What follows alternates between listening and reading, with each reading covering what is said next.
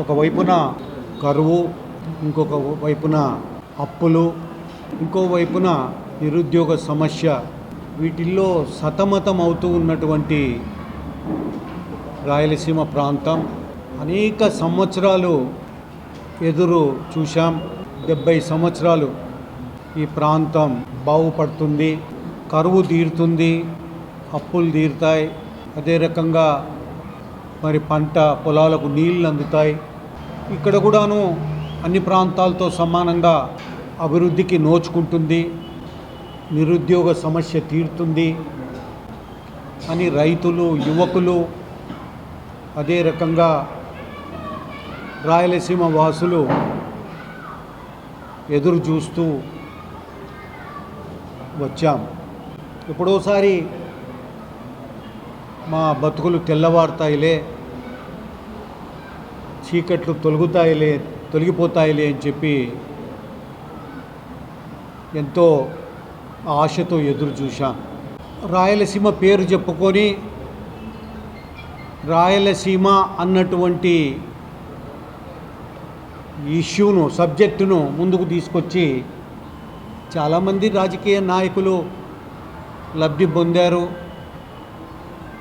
అదే రకంగా రాయలసీమ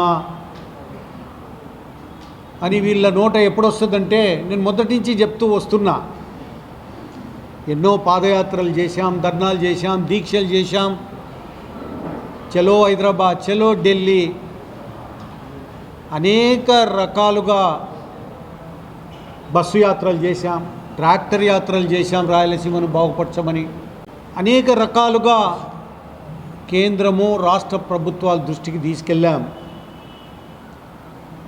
ఈ నాయకులకు రాయలసీమలో అధికారము లేనప్పుడు రాయలసీమ మతికొస్తుంది,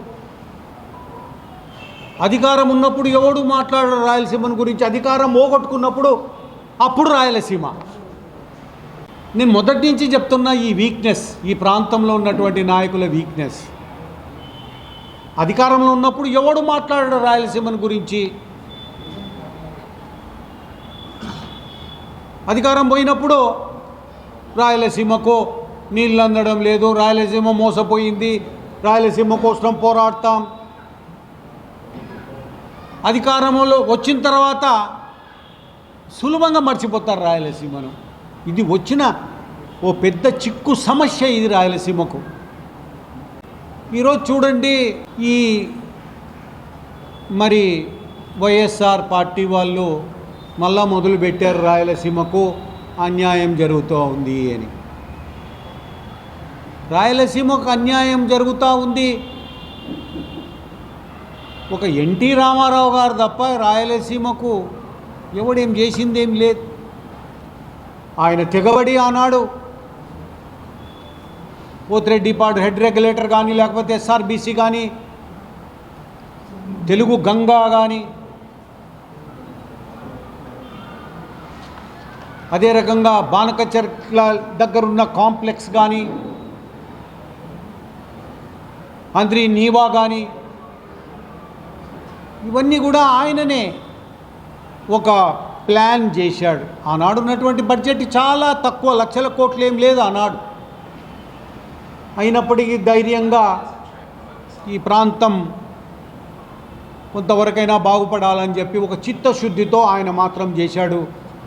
వైఎస్ఆర్ కాంగ్రెస్ వాళ్ళు బహిరంగ సభ అని ఇంకోటి ఒరే, ఏమి బహిరంగ సభ రానైనా మీరు పెట్టేది ఏమీ కాదు. మీకు బాగా జగన్మోహన్ రెడ్డి గారి స్కూల్లో తిట్లు మాత్రం బాగా నేర్చుకున్నారు. ఆ తిట్లు తిట్టనీకి వస్తుంటారు మీరు, అంతవరకు కానీ మీకు అవగాహననే లేదు. అసలు రాయలసీమ ఎట్లా బాగుపడుతుంది అన్నటువంటి అవగాహన లేదు. ఈరోజు తెలుసు, జగన్మోహన్ రెడ్డి గారికి ఆనాడున్నటువంటి గవర్నమెంట్కు తెలుసు. ఎందుకంటే ఉమ్మడి రాష్ట్రం కాదు ఇది, ఆంధ్రప్రదేశ్ ఉమ్మడి రాష్ట్రం కాదు ఇది. ఈరోజు ఉన్నటువంటి రాష్ట్రం రెండుగా విడిపోయింది. మేము కూడా ఇస్తే 3 ఇవ్వండి అని పెద్ద ఎత్తున ఆందోళన చేశాం. ఉంటే ఒకటిగా ఉండని, లేకుంటే మూడుగా చేయండి అని ఆందోళన చేశాం. ఎవరు సహకరించలేదు. ఈరోజు తెలంగాణ విడిపోయింది, ఆంధ్రప్రదేశ్ ఏర్పడింది. తెలంగాణ విడిపోవడానికి కారణం వాస్తవంగా నీళ్లు, నిధులు, నియామకాలు. ఈ స్లోగన్తోనే అక్కడ పుంజుకునింది, బాగా ఒక ఉద్యమంగా తయారైంది. తెలంగాణ విడిపోయింది.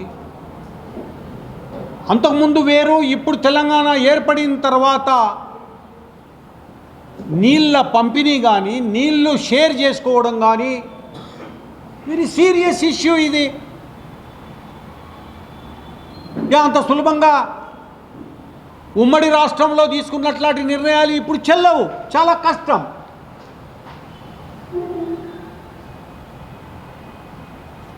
రెండిటినీ కూడా మేనేజ్ చేసేదానికి కృష్ణా బోర్డు ఒకటి పెట్టారు. దాంట్లో మన యొక్క అవసరాల గురించి అక్కడ చెప్పుకోవాలి, రెండు రాష్ట్రాలు ఒప్పుకోవాలి, దానికి తోడు కేంద్రం ఒప్పుకోవాలి. ఇన్ని పెట్టుకొని కూడా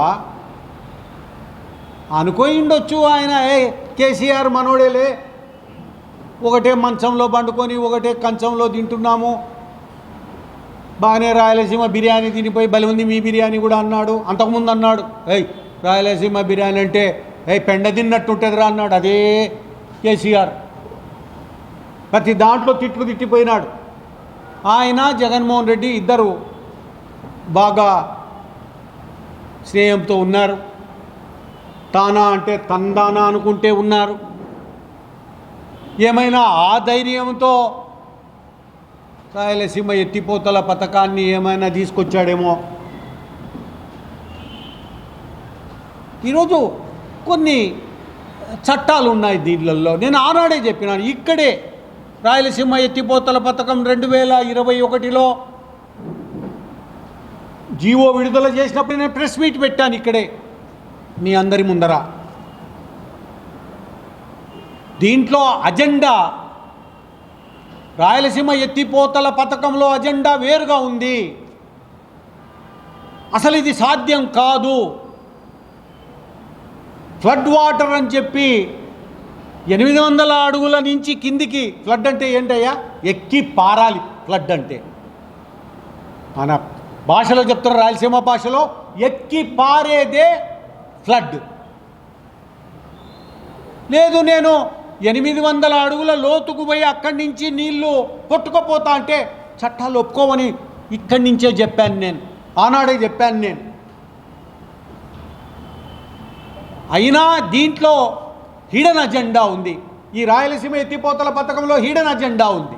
ఈ అజెండా ఏంటిరా అంటే, మనకు రిజర్వాయర్లే లేవు. మొత్తం మీద మనకున్నటువంటి రిజర్వాయర్లలో 100 TMCలు నీళ్లు స్టోర్ చేసుకునేటటువంటి కెపాసిటీ లేదు.